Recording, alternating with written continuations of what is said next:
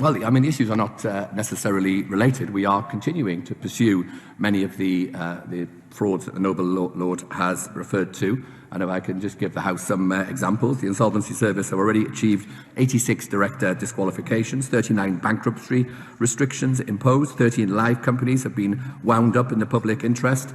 They've identified 947 further director disqualification and 46 criminal cases for investigation, all of which contain an element of bounce-back loans scheme abuses.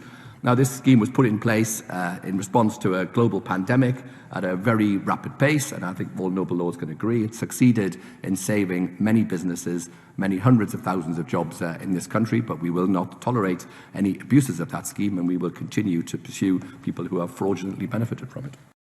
The latest full accounts of Akind Limited, which has the directors of Mr. K. Glukowski and Mr. A. Tumerko, who 4 years ago the Minister was a member of the board, and which at that time had a controlling entity in the British Virgin Islands, now has a controlling entity in Luxembourg. In the last set of accounts, it made a loss of over £3 million, paid no tax, but was able to find £213,000 for donations to the Conservative Party. Will the government's measures that it says are urgent also address the source of the wealth of controlling entities registered in the Virgin Islands or indeed Luxembourg? I thank the Noble Lord for his fascinating question.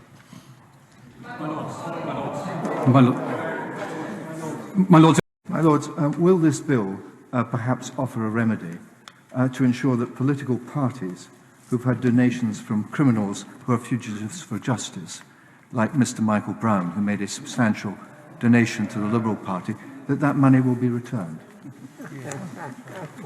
I thank my noble friend for the question. I think he was straying onto the issue of party political donations, and I noticed groans from the Liberal Democrat benches, but I think it's evidence that they can dish it out but not so keen on taking it.